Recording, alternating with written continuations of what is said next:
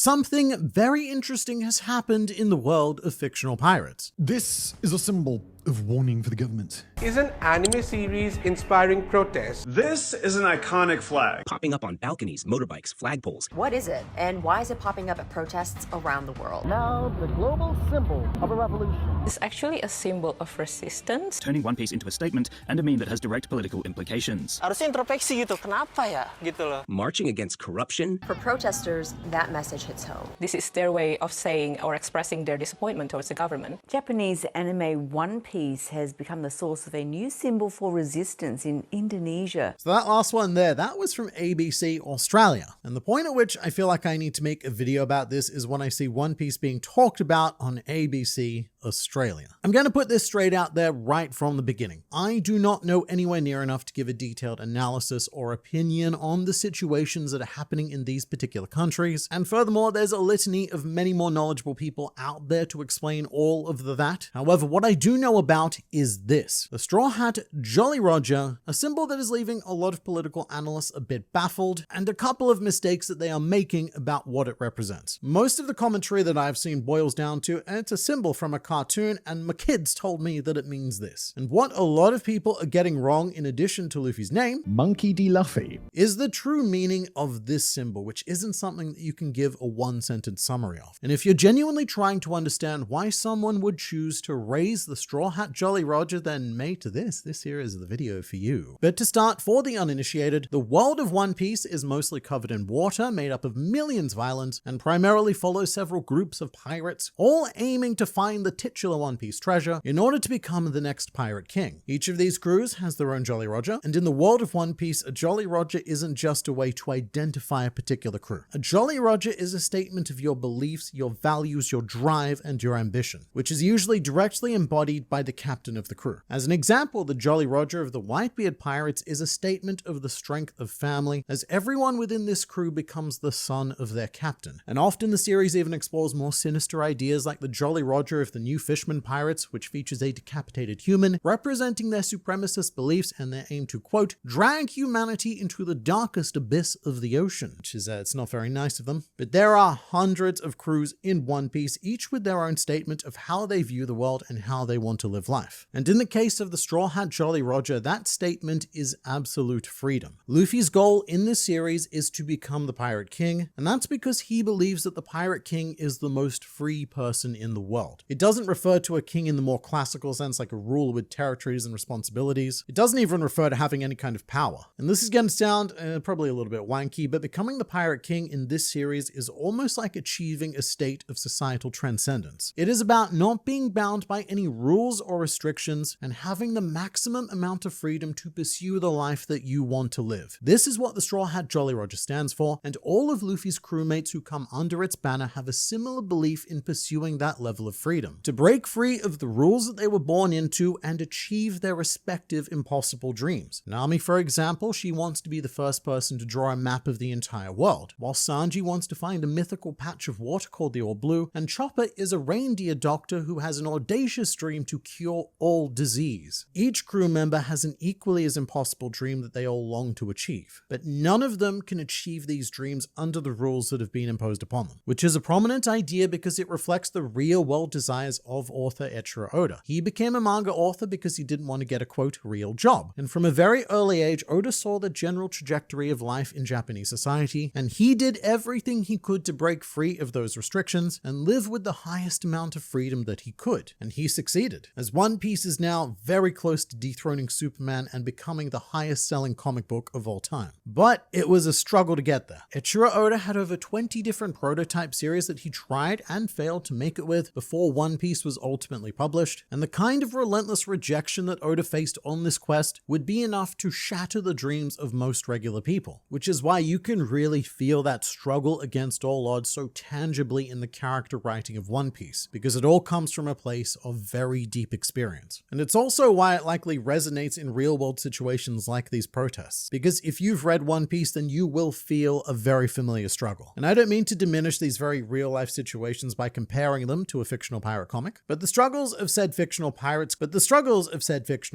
clearly deeply resonate with the struggles of every human who has chosen to fly their symbol. And to speak a bit more on the Jolly Roger itself, there is this event in the One Piece world known as the Davy Back Fight. It's where pirates compete against each other in various fun and rigged games, with the winners being able to poach members from the opposing crews. However, the ultimate loss in a Davy Back Fight is to be able to destroy the Jolly Roger of an opposing crew. And this is a very big deal, because in One Piece, to destroy a Jolly Roger is to destroy the spirit, the dreams, and the ambitions of the crew. It's not something that you can just go ahead, remake, repaint, and resume your journey as if nothing ever happened. Once your Jolly Roger has been destroyed, symbolically and literally, you're done. And so characters will go to some pretty wild extremes and even sometimes risk their own lives to preserve these flags, with one of the most iconic images in the series being Luffy tanking an explosion and risking his life to save the Jolly Roger and the dream of someone that he respects. So carrying this Jolly Roger is a much bigger statement than a lot of commentators are giving it credit for. And fair enough, because look, how are you supposed to understand any of this without having seen or read the series? It's not just a reference. From my perspective, if someone was to attend a protest, any protest, doesn't matter what the cause is, with this flag, then it would tell me that that issue is something that goes to the very core of that person's being. And this is a very important reason why I think the Straw Hat Jolly Roger is being used like this, because it can be seen as a declaration of not wanting to live by the rules that have been imposed upon you. Although I do want to be incredibly clear about this, a desire not to live by imposed rules does not mean a declaration of violence or even an intent to revolt, or even really the intent to do anything except pursue life on your own peaceful terms. The raising of this Jolly Roger alone is not in and of itself a threat to anything, which I point out because a lot of commentators who are not familiar with One Piece are labeling the Straw Hats more akin to the Revolutionary Army as a group of determined freedom fighters who are on a mission to liberate as many people in this world as possible. And that,